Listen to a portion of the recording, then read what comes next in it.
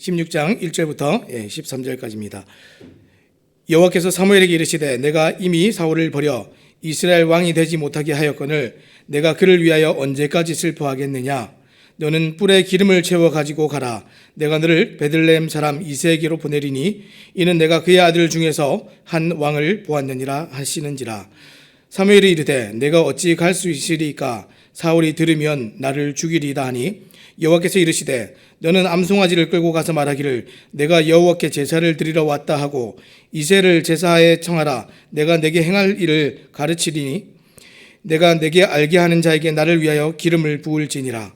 사무엘이 여호와의 말씀대로 행하여 베들레헴의 이름에 성읍 장로들이 떨며 그를 영접하여 이르되 평강을 위하여 오시나이까.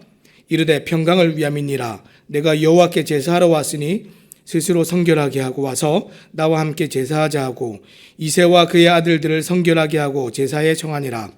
그들이 오매 사무엘이 엘리압을 보고 마음에 이르기를 여호와의 기름 부으실 자가 과연 주님 앞에 있도다 하였더니 여호와께서 사무엘에게 이르시되 그의 용모와 키를 보지 말라. 내가 이미 그를 버려노라. 내가 보는 것은 사람과 같지 아니하니 사람은 외모를 보거니와 나 여호와는 중심을 보느니라 하시더라. 이새가 아비나답을 불러 사무엘 앞을 지나가게 하며 사무엘이 이르되 이도 여호와께서 택하지 아니하셨느니라 하니 이새가 산마로 지나가게 하며 사무엘이 이르되 이도 여호와께서 택하지 아니하셨느니라 하니라.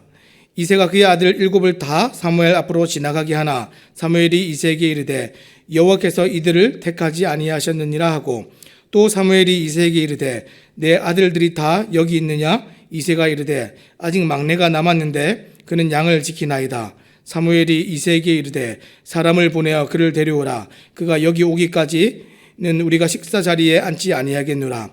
이에 사람을 보내어 그를 데려오매 그의 빛이 붉고 눈이 빼어나고 얼굴이 아름답더라. 여호와께서 이르시되 이가 그니 일어나 기름을 부으라 하시는지라. 사무엘이 기름 뿔병을 가져다가 그의 형제 중에서 그에게 부었더니 이날 이후로 다윗이 여호와의 영에 크게 감동되니라.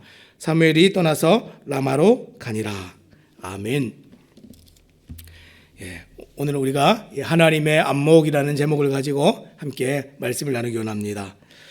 여러분, 하나님을 안 믿는 사람들도 우리가 이 안목이라는 것을 굉장히 중요하게 생각을 합니다. 여러분, 안목이 무엇입니까? 이 안목이란 것은 눈으로 본다 하는 뜻을 가지고 있는데 우리가 물건을 살 때도 이제 안목이 필요하고요. 이 돈의 흐름을 볼 때도 안목이 필요합니다. 그리고 사람을 볼 때도 안목이 필요합니다. 그 중에서도 최고의 안목이 무엇입니까? 사람을 보는 눈입니다. 본래 안목은 두 가지 뜻을 가지고 있는데 겉모습을 본다 하는 이런 뜻을 가지고 있기도 하고 사물의 본질과 같이 즉 이 속에 있는 것을 본다 하는 이런 뜻도 가지고 있습니다. 특히 사람의 본질인 이 영혼은 사람의 속에 있기 때문에 겉모습으로는 사람을 우리가 제대로 이해하거나 평가할 수가 없습니다. 그런데 오늘 본문은 그 사람을 볼 때 사람이 보는 눈과 하나님께서 보시는 눈이 매우 다르다 하는 것을 우리에게 가르쳐주고 있습니다. 자, 그러면 우리는 어떻게 사람을 바르게 보는 안목을 가질 수 있습니까? 첫 번째는 자기 감정에서 벗어나는 일이 있어야 됩니다. 첫 번째가 뭐라고요? 자기 감정에서 벗어나야 됩니다. 1절 말씀입니다. 여호와께서 사무엘에게 이르시되 내가 이미 사울을 버려 이스라엘 왕이 되지 못하게 하였거늘 내가 그를 위하여 언제까지 슬퍼하겠느냐. 너는 뿔에 기름을 채워 가지고 하라. 내가 너를 베들레헴 사람 이새에게로 보내리니 이는 내가 그의 아들 중에서 한 왕을 보았느니라 하시는지라. 사울은 이제 왕으로 세워졌지만 이 길갈에서 사무엘이 오지 않아서 스스로 이 제사를 드리는 죄를 범했습니다. 그리고 이 두 번째로 아말렉과 전투에서는 어떻게 했습니까? 다 진멸하라 이렇게 얘기했는데 이기적인 욕심에 따라서 이 아말렉에게 속한 것을 멸절하라는 말씀을 거역하고 폐위가 선고되었습니다. 그래서 이 바로 앞에 나오는 15장에서 이렇게 얘기하고 있습니다. 15장 22절부터 23절입니다. 사무엘이 이르되 여호와께서 번제와 다른 제사를 그의 목소리를 청종하는 것을 좋아하심같이 좋아하시겠나이까. 순종이 제사보다 낫고 듣는 것이 순양의 기름보다 나으니 이는 거역하는 것은 점치는 죄와 같고 완고한 것은 사신 우상에게 절하는 죄와 같음이라. 왕이 여호와의 말씀을 버렸으므로 여호와께서도 왕을 버려 왕이 되지 못하게 하셨나이다 하니. 폐위가 이미 선고가 되었습니다. 이유가 무엇입니까? 하나님을 거역했기 때문에 그렇습니다. 사무엘은 이 일을 오랫동안 슬퍼했습니다. 사무엘은 이 같은 깊고 깊은 그 슬픔 가운데 빠졌는데, 단순히 이 사울을 사적으로 개인적으로 정말 안타까워하고 이 슬픈 감정을 가지고 있은 것이 아니라, 이 사울의 폐위로 말미암아서 하나님 뭐라고 하셨습니까? 너희가 악하게 행하고 너희 왕이 이 하나님 말씀에 거역하면 이 나라 전체가 다 하나님 앞에 심판을 당하게 될 것이다. 너희가 고통당하게 될 것이다. 진작에 말씀하지 않았습니까? 하나님께서 이 이스라엘 사회 전반엔 어떻게 이 이스라엘을 다루실 것인지에 대해서 깊이 고민하고 슬퍼하고 염려했던 것입니다. 자, 그런데 하나님께서는 어떻게 하십니까? 사울의 버림받음에 대해서 그토록 오래 슬퍼하는 것에 대해서 꾸짖으셨습니다. 1절 말씀을 제가 다시 한번 읽겠습니다. 여호와께서 사무엘에게 이르시되 내가 이미 사울을 버려 이스라엘 왕이 되지 못하게 하였거늘 내가 그를 위하여 언제까지 슬퍼하겠느냐, 이렇게 얘기했습니다. 내가 이미 사울을 버려서 이스라엘 왕이 되지 못하게 하였거늘, 하나님이 이미 결정하셨는데 네가 그 일에 관해서 계속해서 왜 마음을 쓰고 뒤를 돌아보고 있느냐, 이렇게 말씀을 하시는 것이죠. 또 뭐라고 얘기했습니까? 뒤에 나오는 이제 말씀에 보니까 내가 너를 베들레헴 사람 이새에게로 보내리니 이는 내가 그의 아들 중에서 한 왕을 보았느니라. 하나님께서 이미 일하고 계신데 왜 뒤에 것을 붙잡고 가만히 있느냐라고 얘기하고 계십니다. 지금 1절에서 하나님께서 내가 지금 한다라는 이 표현이 3번이나 나오고 있습니다. 하나님께서 계획을 가지고 일을 하시는데 사무엘은 자신의 슬픈 감정 때문에 그것을 보지 못하고 있습니다. 사랑하는 여러분, 우리도 이 사무엘과 같이 이 자기 감정에서 벗어나지 못할 때가 간혹 있습니다. 하지만 빨리 이 감정에서 벗어나지 않으면 우리는 안목을 잃어버립니다. 제대로 볼 수 있는 눈이 다 사라져서 이 하나님도 못 보고 하나님께서 하시는 일도 이해하지 못하고 하나님께서 선택하시는 중요한 결정들도 다 놓치게 되어버립니다. 하나님의 일하심도 볼 수 없고 기뻐하시는 일도 알 수 없고, 더군다나 지금 어떤 일이 있습니까? 지금 하나님의 마음에 합한 한 사람을 하나님께서 주목하고 그 사람을 왕으로 세우려고 하나님이 계획하고 계신데 그 중요한 일도 지금 다 놓치고 있는 것입니다. 무슨 일입니까? 안목을 잃어버리는 일입니다. 더군다나 하나님께서 사무엘에게 슬퍼하지 말라 하신 더 큰 이유는 이제 민족의 새로운 미래를 위해서 사무엘이 해야 될 일이 또 있기 때문에 그렇습니다. 사무엘이 해야 될 일, 다른 사람 아무도 할 수 없고 사무엘이 해야 될 일이 있는데 그 일을 내가 지금 슬픔에 빠져서 감정에 사로잡혀서 있다면 그것은 아무도 감당할 수가 없는 일이죠. 하나님께서는 그 일을 사무엘에게 감당케 하시고자 이 사무엘이 이 감정에서 빨리 빠져나오도록 그렇게 명령을 하십니다. 자, 그러면 사무엘이 해야 될 일이 무엇입니까? 여호와께서 베들레헴 사람 이새의 아들 중 한 사람에게 기름을 부으라, 이렇게 말씀하셨습니다. 처음 사울에게 기름을 부었던 것처럼 새로운 왕을 세우는 일을 감당하라, 이렇게 얘기하는 겁니다. 그런데 지금 사울을 기름 부을 때와 전혀 다른 차이가 있는데 그것은 하나님의 안목이 지금 이 순간에 발휘가 되고 있다는 겁니다. 그래서 원문에 보면 이렇게 되어 있습니다. 나를 위한 왕을 선택하신다, 이렇게 말씀하고 계십니다. 우리가 보는 이제 성경에는 정확하지가 않은데 이 원어 성경에 보면 하나님께서 나를 위한 왕을 선택한다, 이렇게 얘기했습니다. 이전에 사울에 대해서는 뭐라고 했냐면 백성을 다스릴 자, 백성을 구원할 자, 이렇게 표현을 했습니다. 그런데 이번에는 하나님을 위한 왕이라고 이렇게 말씀합니다. 지금 여기서 하나님을 위한 왕이란 말은 말 그대로 진짜 왕입니다. 그래서 히브리어로 멜렉 이렇게 합니다. 멜렉이란 말이 왕이거든요. 근데 사울에게 적용되었던 단어는 멜렉이 아니었습니다. 그냥 단순히 이 나기드라는 뜻인데 이 지도자 이런 뜻입니다. 그냥 지도자, 방백 이런 뜻을 가지고 있는데 왕이랑은 전혀 다른 의미이죠. 지금 어떻습니까? 지금 명실공히 이 나라에 군주가 세워지고 있는 순간입니다. 하나님께서는 이전에 사울을 세울 때 그를 왕이다. 원어 성경에는 그렇게 되어 있지가 않습니다. 사울이 백성 중심의 왕이었다면 하나님을 우선으로 생각하는 왕을 선택하라는 뜻입니다. 자, 그런데 사무엘은 사울이 이 사실을 알면 자신을 죽일 거라며 아주 두려워하고 있습니다. 2절 말씀 보겠습니다. 사무엘이 이르되 내가 어찌 갈 수 있으리까? 사울이 들으면 나를 죽이리이다 하니 여호와께서 이르시되 너는 암송아지를 끌고 가서 말하기를 내가 여호와께 제사를 드리러 왔다 하고. 지금 사울이 두려워한 이유가 무엇입니까?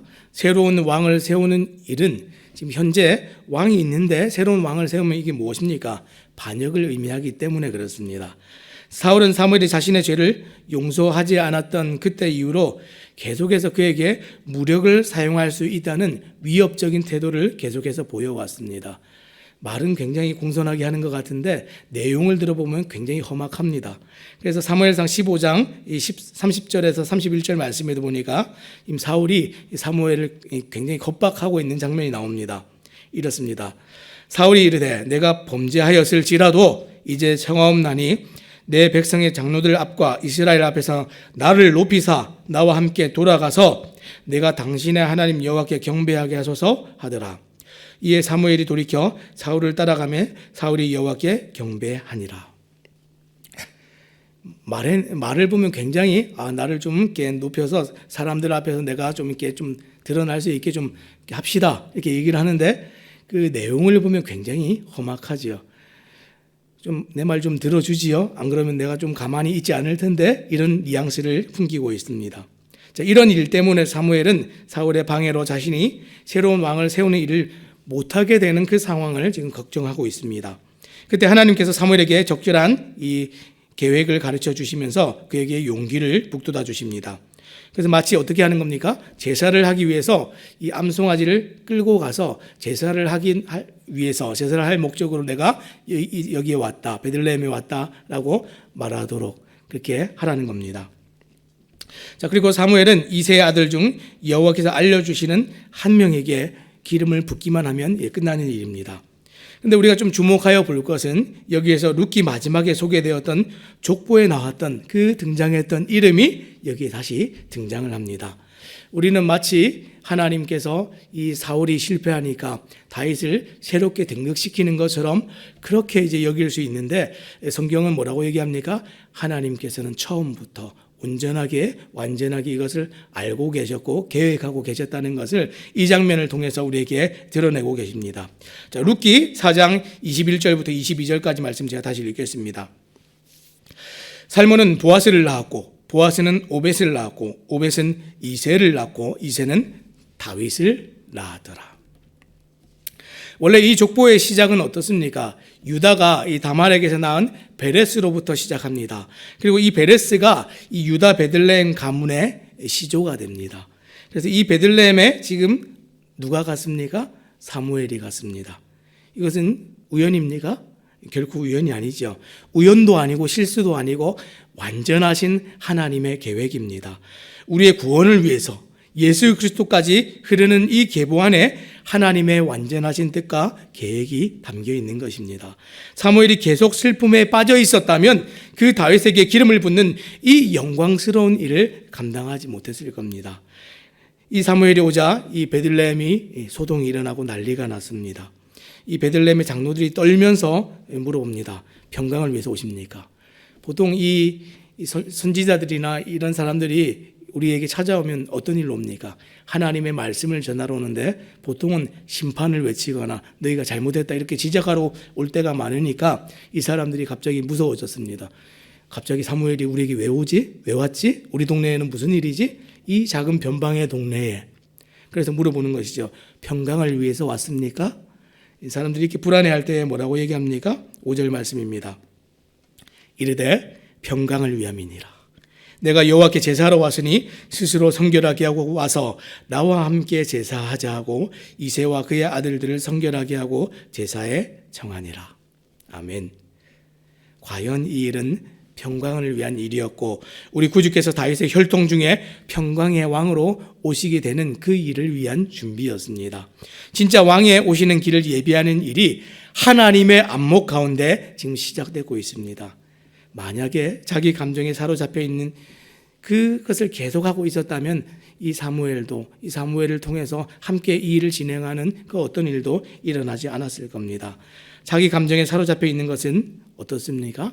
하나님의 일을 감당할 때에 우리의 안목을 가리고 하나님의 일을 감당함에도 합당하지 않은 사람으로 이게 제외되게 됩니다. 사랑하는 여러분, 오늘 우리가 살아갈 때에 하나님의 안목을 가지기 위해서, 하나님께 쓰임받기 위해서라도 우리의 정말 감정에 치우치지 마시고 하나님께서 일하시는 그 일을 쫓아가는 그 일이 우리에게 있기를 원합니다. 또 두 번째, 우리가 정말 이 올바른 안목을 가지기 위해서, 사람을 보는 바른 안목을 가지기 위해서 무엇을 해야 됩니까? 우리는 불완전하기 때문에 하나님의 결정과 함께 가야 됩니다. 우리는 다 보지 못해도, 믿어지지 않아도 하나님께서 그렇다 하면 그런 줄 알고, 하나님께서 옳다 그러면 옳은 줄 알고 믿고 따라가는 그런 믿음의 선택이 있어야 됩니다. 그래서 이제 사무엘이 베들레헴의 장로들과 이새와 그의 아들들을 제사에 청합니다. 그때 이새의 장자 엘리압이 제일 먼저 눈에 들어왔습니다. 6절입니다. 그들이 오매 사무엘이 엘리압을 보고 마음에 이르기를 여호와의 기름 부으실 자가 과연 주님 앞에 있도다 하였더니, 지금 사무엘이 지금 사울에게 대해서 마음이 온통 가 있고 어떻게 하는가 막 이러고 있을 때에 이 엘리압을 보자마자 마음이 싹 다 바뀌어 버립니다. 딱 보자마자 어떻게 합니까? 감탄을 합니다. 이게 사무엘의 안목입니다. 엘리압은 마치 사울과 같은 사람이었습니다. 정말 용모가 준수하고 막 정말 전쟁에 능할 것 같이 정말 이렇게 체격이 있고 뛰어난 사람입니다. 외적으로 뛰어나고 누가 딱 봐도 한눈에 딱 눈에 들어오는 그런 사람이었습니다. 사무엘이 이새의 장자 엘리압을 보고 감탄을 하면서 과연 기름 부을 자가 여호와 앞에 있구나, 이렇게 막 자기도 모르게 탄성이 나왔습니다. 그렇게 말하면서 막 마음은 이미 기름을 막 갖다 부으려고 달려가고 있습니다. 그때 하나님의 말씀을 주목하시기 바랍니다. 7절입니다. 여호와께서 사무엘에게 이르시되 그의 용모와 키를 보지 말라. 이 얘기 무슨 얘기입니까? 지금 사무엘이 용모와 키를 봤다는 얘기입니다. 내가 이미 그를 버렸노라. 사울을 버린 것처럼 용모와 키 나는 다 버렸다. 하나님이 이렇게 얘기하십니다. 그러고 나서 이제 하반절에 나오는 말씀 주목해 보시기 바랍니다. 내가 보는 것은 사람과 같지 아니하니 사람은 외모를 보거니와 나 여호와는 중심을 보느니라 하시더라. 아멘. 사무엘의 안목이 무엇이었습니까? 사무엘이 본 것은 용모와 키였습니다. 외적인 스펙이었습니다. 그러나 하나님의 안목은 달랐지요. 무엇이었습니까? 하나님은 사람의 중심을 보신다, 이렇게 얘기했습니다. 눈에 보여지는 것을 보는데, 사람들은 눈에 보여지는 것을 보는데 하나님께서는 사람들이 눈으로 볼 수 없는 것을 보신다, 이렇게 얘기하고 계신 것입니다. 사람은 외모를 보지만 여호와는 중심을 보신다. 이 문장을 다르게 얘기하면 사람이 보는 것은 외모고 하나님께서 보시는 것은 중심이다, 이 얘기입니다. 여기서 외모는 사람이 볼 수 있는 것, 판단할 수 있는 것, 평가할 수 있는 것, 이 모든 것을 얘기합니다. 단순히 외적인 것만 얘기하는 것이 아니라 사람이 접근 가능한 모든 것, 이렇게 이해하시면 될 것 같습니다. 그런데 하나님께서는 사람이 볼 수 없는 것까지도 다 통달하시고 보시고 아십니다. 무엇을 보십니까? 사람이 볼 수 없는 이 심령을 아시고 마음을 아시고 미래를 아시고 계획을 아시고 의지를 아시고 우리의 결단을 아시고 믿음을 아십니다. 이것이 하나님께서 사람을 보시는 겁니다. 반면에 하나님께서 이렇게 보실 때 우리는 어떻습니까? 정말 딱 단순히 눈에 보여지는 것만 딱 잡고 정말 중요한 결정들을 선택하게 되는 미련함과 어리석음이 우리에게 늘 있다는 것, 우리가 잊지 말아야 된다는 겁니다. 자, 이새의 다른 아들들이 이제 사무엘 앞으로 지나갑니다. 하나님께서 지금 노하시니까 지금 다른 아들들도 다 지나가게 합니다. 이 본문은 이새의 아들들 모두 8명이다라고 얘기를 했었는데 사무엘이 이새에게 이 다른 아들들이 있느냐라고 물을 때까지 계속해서 7 아들들이 다 지나가는데 아무도 하나님께서 이가 그다, 내가 선택한 사람이다 말씀하지 않으셨습니다. 자, 그러고 났더니 어떻게 됩니까? 사무엘이 이새에게 이 다른 아들들이 없느냐 이렇게 얘기할 때에 이새가 뭐라고 얘기합니까? 다른 아들이 하나 있기는 한데 별 볼 일 없습니다. 제가 어느 정도로 별 볼 일이 없는지 여기 초청하지 않은 것 모르십니까? 이런 뉘앙스로 지금 얘기를 하고 있지요. 그래서 이 11절 말씀에 보니까 이렇게 되어 있습니다. 또 사무엘이 이새에게 이르되 내 아들들이 다 여기 있느냐? 이새가 이르되 아직 막내가 남았는데 그는 양을 지키나이다. 사무엘이 이새에게 이르되 사람을 보내어 그를 데려오라. 그가 여기 오기까지는 우리가 식사 자리에 앉지 아니하겠노라. 지금 이새는 아직 어리고 집안에서 존재감이 없는 다윗은 지금 염두에 두지도 않았습니다. 그가 무슨 왕이 되겠는가? 이게 이새의 안목입니다. 지금 사실 사무엘이 막 대단하게 하는 것 같은데도 사실 하나님 눈앞에서는 사무엘의 안목이나 지금 이새의 안목이나 별반 다르지 않습니다. 지금 사무엘의 안목과 이새의 안목이 어떤 겁니까? 첫째, 장자. 그가 엘리압이 정말 왕이 될 것 같아라고 여기서 엘리압은 그 자리에 있었습니다. 그렇죠? 그런데 다윗은 누가 보아도 왕이 될 만한 사람이 아니라고 여겼기 때문에 그 자리에서조차 아예 배제가 되었습니다. 이것이 사람의 안목입니다. 다 볼 수가 없죠. 이 다윗이 나중에 장차 이 유대의 왕이 되고 이스라엘의 왕이 되고 이 그리스도의 혈통의 계보에 들어간다 하는 것을 우리가 알고 난다면 얼마나 이 일을 정말 미련하게 여기고 정말 후회스럽게 여기겠습니까? 그런데 우리는 그것까지 다 볼 수 있는 안목이 없습니다. 눈이 없습니다. 그럼 어떻게 해야 됩니까? 우리가 다 알 수 없지만 하나님께서 결정하셨다. 하나님께서 다 하나님의 안목으로 보셨다. 이렇게 말씀하시면 믿고 순종하여서 따라가는 일이 우리에게 필요합니다. 이것이 우리에게 지혜가 되고 올바로 사람을 볼 수 있는 안목이 된다는 것입니다. 자, 어떻게 합니까?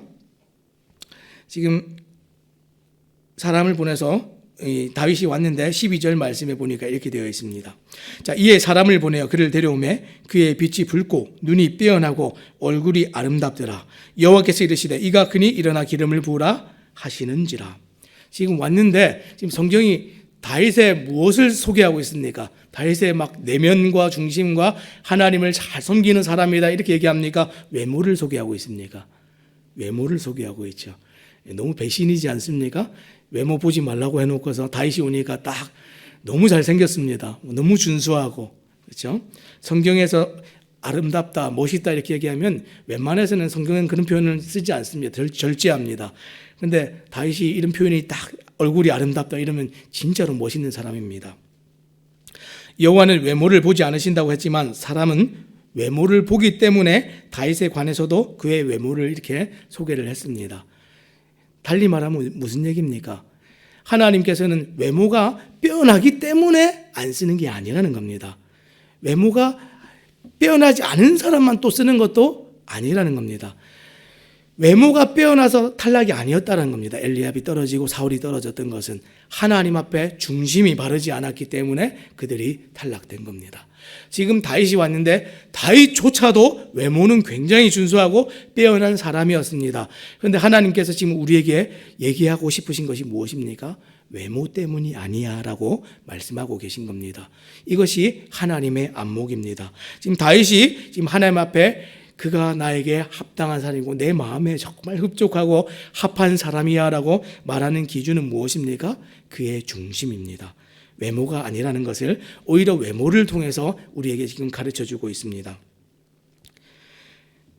엘리압에 관해서도 그의 신장이 언급되었는데 지금 다윗에 관해서도 지금 외모가 언급되었는데 아마 다윗은 싸움에 능한 사람으로 보이지 않았을 겁니다.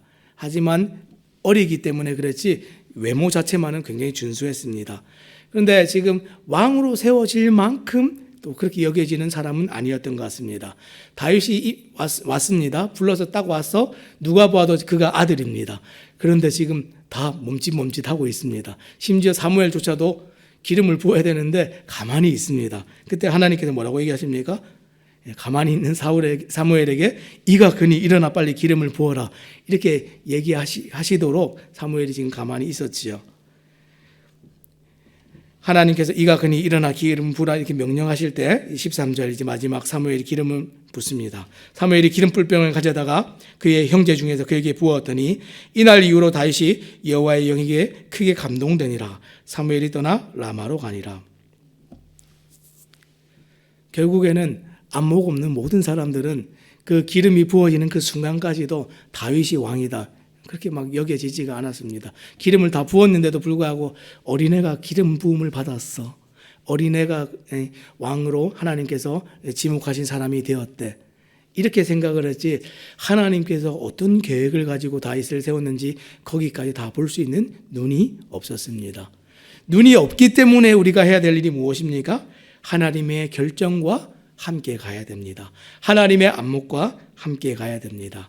말씀을 맺겠습니다. 하나님의 마음에 합한 그 사람들, 사람을 온전히 올바르게 보는 그 안목은 우리가 어떻게 가질 수 있습니까? 오늘 우리가 두 가지를 얘기했습니다. 우리가 자기의 감정에 빠져서, 자기 중심적인 생각에 빠져서 있으면 우리는 사람을 올바로 볼 수가 없습니다. 그것이 외모이든지 그 사람의 조건이든지 환경이든지 내가 그 사람을 평가하는 어떤 감정이든지 그 어떤 것을 제쳐두고 내가 어떤 것에 빠져서 이 사람을 평가하면 사람을 온전하게 볼 수가 없습니다. 두 번째는 무엇입니까? 그 어떤 것을 다 동원하더라도 내가 최선을 다해서 정말 객관적으로 중심을 가지고 딱 사람을 기준을 가지고 평가를 하더라도 제대로 볼 수 없기 때문에 우리는 어떻게 됩니까? 하나님의 결정과 함께 가야 사람을 제대로 보고 이해하고 그 사람을 볼 수가 있습니다. 오늘 하루를 살아갈 때에 믿음의 공동체 안에도 사람들이 있고요, 믿음의 공동체 밖에도 우리가 복음을 또 전해야 되는 사람들이 있습니다.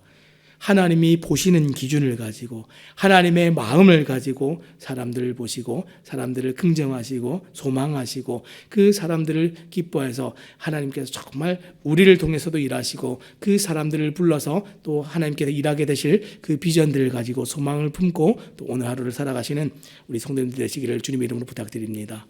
기도하겠습니다.